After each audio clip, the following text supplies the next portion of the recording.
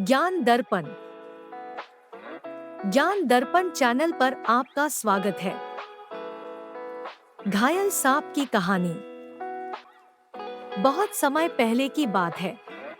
एक साधु महाराज जंगल के रास्ते किसी गांव की ओर जा रहे थे।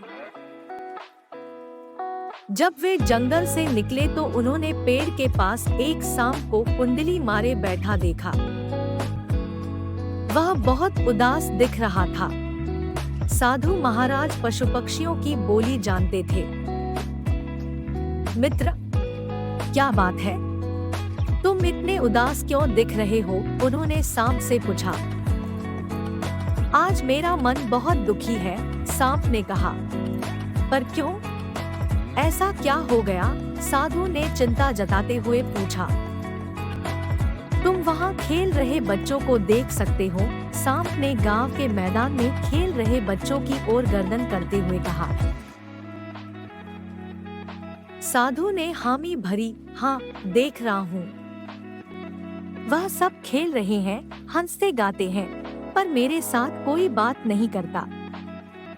इसलिए मैं खुद को बहुत अकेला महसूस करता हूँ। सांप ने बहुत उदास होकर कहा। यह तो कोई बड़ी परेशानी नहीं है। वे तुमसे डरते हैं। अगर तुम दूसरों को काटना बंद कर दो, वे तुम्हारे साथ आकर खेलने लगेंगे। साधु ने सांप को सलाह दी। यह तो बहुत अच्छी बात है। आपका धन्यवाद। सांप साधु की बात सुनकर खुश हो गया। साधु भिक्षा के लिए दूसरे गांव में चले गए। वे अक्सर वर्षा के मौसम में दूसरे गांव में रहने चले जाया करते थे। उस दिन से सांप काटना और फुफकारना बंद कर दिया। बच्चे अब उसके साथ खेलते। कभी-कभी तो वो उसे उठाकर पटक भी देते। साधु महाराज जब वर्षा का मौसम खत्म हो जाता तो फिर से अपनी यात्रा शुरू कर देते थे। एक दिन वे फिर उसी गांव से गुजरे। उन्होंने उस सांप को देखा। बेचारा सांप बुरी तरह से घायल था। उसके शरीर पर जगह-जगह चोटें आई हुई थी।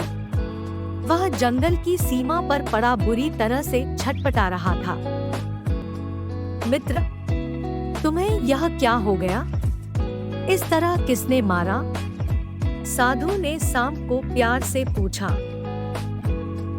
मूर्ख साधु, यह सब तुम्हारी वजह से ही हुआ है। सांप गुस्से में फुफकारता हुआ बोला।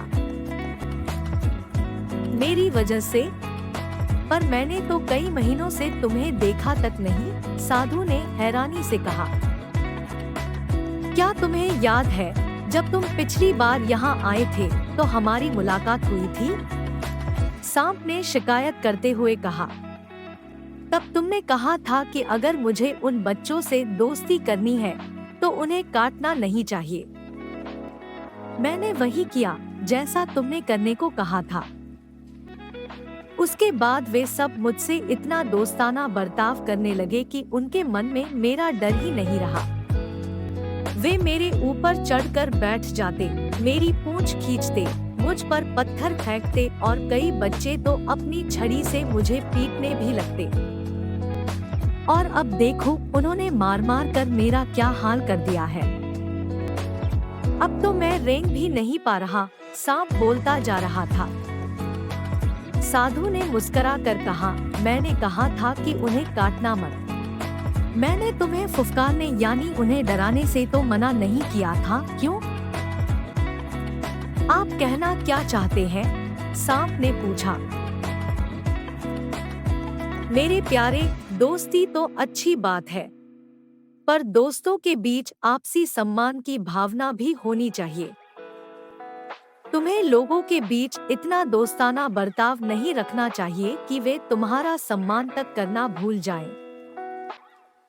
साधु ने उस घायल सांप को जीने का मंत्र बताया। साधु महाराज जाते समय सांप को भी अपने साथ लेकर चले और रास्ते में एक वैद्य के यहाँ उपचार के लिए छोड़ दिया। शिक्षा। दोस्ती करना अच्छी बात है, पर बहुत ज्यादा मेलजोल भी अच्छा नहीं।